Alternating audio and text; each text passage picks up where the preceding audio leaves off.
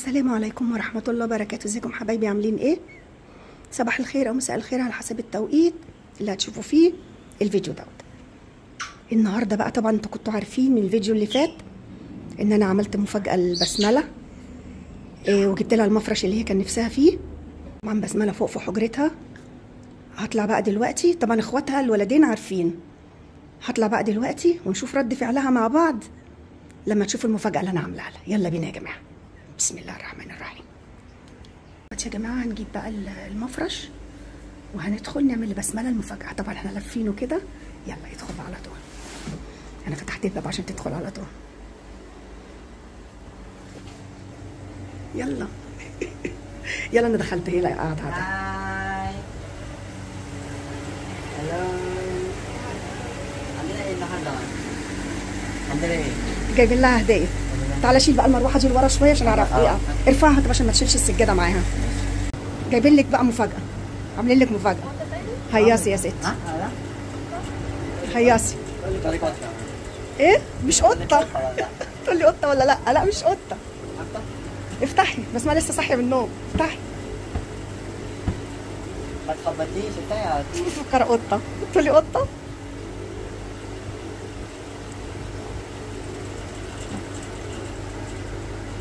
شوفيها كويس الاول. دي عارفة؟ شكلها مش فرحانة ليه اصلا؟ شوفيها اول دي. هي عرفت هي ايه؟ قولي نفسي. ده المفرش. ده المفرش اللي كنت عايزاه. شفتي بقى يا ستي؟ بتاع ايه؟ يلا هياسي يا ستي. جبته زي الناس، رحت لوحدي والله. صحيت وانتوا نايمين. شكلها كده عايزة تعيط. شكلها عايزه تعيط، هي معيطه اصلا. انت مثلا بتعملي ازاي يعني؟ بتكرهك؟ لا بتتكسف، بتخجل يا جماعه. مين ده؟ هو ده المفرش اللي انت عايزاه؟ يلا خلصتوا انتوا بقى دوركم، اطلعوا بقى انتوا بره. يلا بصوا يا جماعه بقى، النهارده هنعمل اوضه بسمله. هنشيل الستاير وهنحط المفرش الجديد وهنعمل الاوضه بقى ايه استعدادا للعيد. وهفرجكم على اوضه بسمله كلها والاكسسوارات بتاعتها وحاجتها بقى وكل حاجه. يلا هنفك بقى الستاير عشان تتغسل، وبعد ما تتغسل هنشوف بقى، يعني هنشوف النهارده يومنا هيمعدي ازاي. تمام؟ واتفرجوا بقى على المفرش بتاع بسمله الجديد، الوحمه بتاعتها. انبسطتي؟ شيلنا يا جماعه الستاير. حجره بسمله السقف بتاعها على النظام الاسيوي اللي هو بيبقى جاي مايل، جاي بصوا جاي كده. الستاير هنغسلها طبعا، هنفك بقى الناحيه التانيه كمان هنغسلها. بسمله انا مش هفك الناحيه التانيه نضيف. انا لسه مركباه قريب، لسه مركباه من حوالي 10 ايام الناحيه التانيه. هو ده بس اللي ما اتشالش بقى له مده.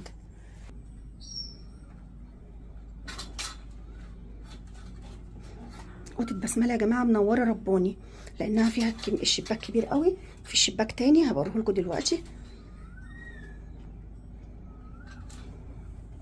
هوريكم بقى الدريسنج بتاعها وكل حاجه دلوقتي. بس ايه، انا بصور شويه وبنزل اعمل اكل شويه.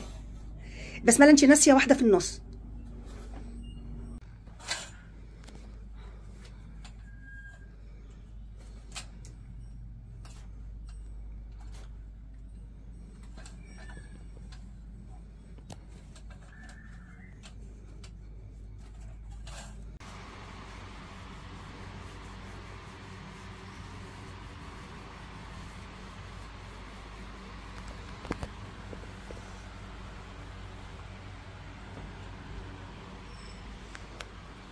يلا نحط بقى المفرش، وبعد كده الجزء التاني ده نعمله بعدين.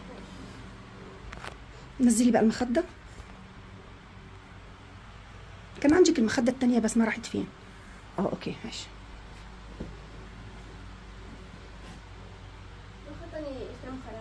اسلام خدها؟ ليه بقى؟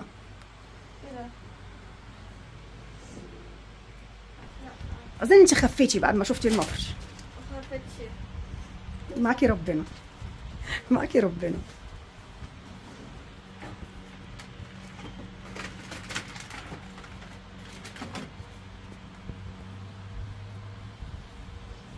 انا على فكره ما فتحتوش، ما اعرفش فيه كام مخده كام كيس. نظامه ايه معرفش.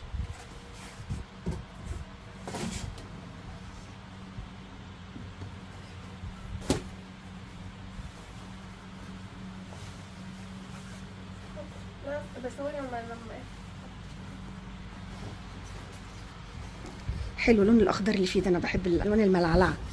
اللون الاخضر اللي فيه حلو، هيبقى مناسب مع اللون الحديقه اللي بره.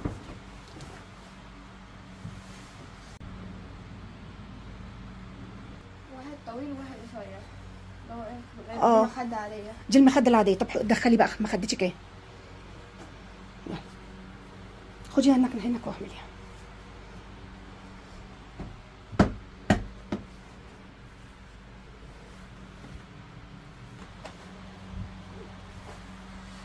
فيها يا جماعه طبعا عشان السرير حطها بالعرض ولا حطها ايه؟ 3 فوت ونص، حطيها في الجنب احسن. فليه مخده واحده، كيس مخده واحد، وواحد مخده اللي هي طويله اللي هي المبرومه المدوره. وفي كمان هنا لحاف، انا بقى نشوف اللحاف بتاعه.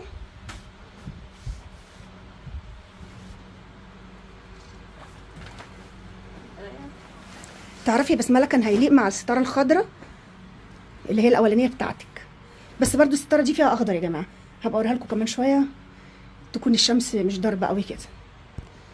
وفي كمان لحاف.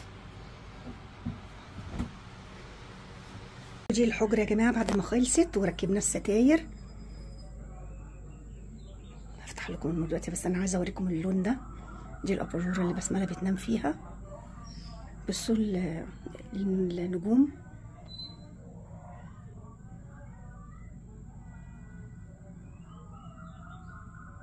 بتغير اللون وبتغير حتى الشكل بتاع الستارز دوت بيتغير. بصوا الشكل كأنها سما. ده عشان يعمل بقى ايه الواحد هو نايم كده ريلاكس، ينام نوم عميق. بس انا ما بتاثرش في الحاجات ديت، ما بنامش نوم عميق برضه يا جماعه. بسمله زي ما انا قلت لكم، الحجره ديت المفروض ان دي كنت بعملها اوضه لعب للولاد وهم صغيرين. كنت حاطه فيها ترابيزه عليها كمبيوتر، وحاطه فيها اللعب، وحاطه فيها حاجات كتير الولاد بتخش تلعب هنا، بحيث ان هي ما تبهدليش بقيه البيت.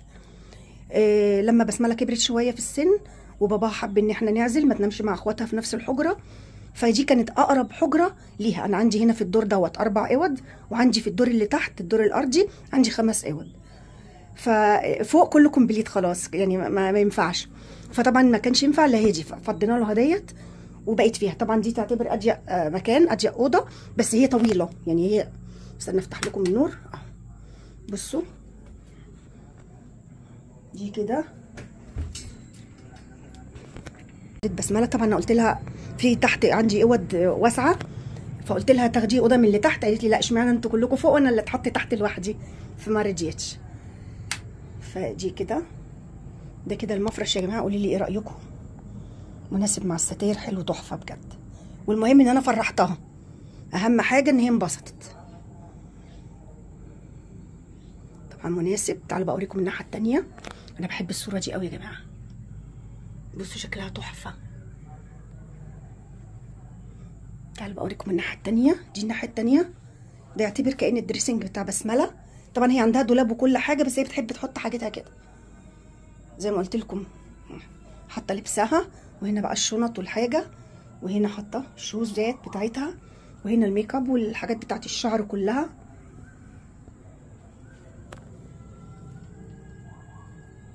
الحاجات بتاعتها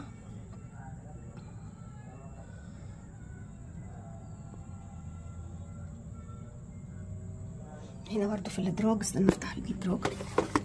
حاطه هنا اكسسوارات،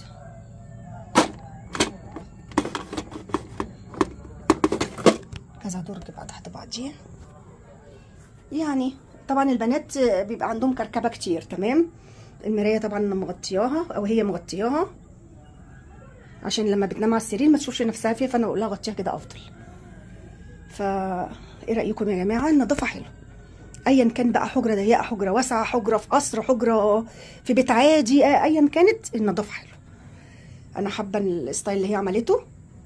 زي ما قلت لكم هنا السقف، شايفين يا جماعه السقف بيبقى جاي مرسوم على الطريقه. مين بسمله؟ تعالي يا ماما ادخلي بالطريقه التايلانديه. وريت للناس خلاص النجوم بتاعتك. انت عملتها وحشه. عملتها وحشه؟ طب بصي، في لون تاني ولا هو اللون ده بس؟ ايوه صح، انا كنت عاملاها وحشه. تمام. بسمله اهو. بصوا يا جماعه الالوان لحد دلوقتي اختاروا لون يا جماعه، انهي لون احلى؟ حلو اللون ده، جميل البسمله. واللون الازرق اللي اولاني كان حلو قوي، كانه سما حقيقيه. بصوا يا جماعه بتتحكم في درجه اللون. حلو ده برضو، جميل. استني، ده بيغير اللون صح؟ استني كده. ده النجوم بتاعته جميله قوي. بصوا يا جماعه، قولوا لي رايكم. شكله تحفه والله. دي بسمله بقى بتنام في الريلاكس ده، يبقى تنزل تحت ليه واعمل لها اوضه ليه؟ هي ماسكه هنا بايديها واسنانها. بصوا هي حبت تيجي الناحيه عشان قريب من اخواتها.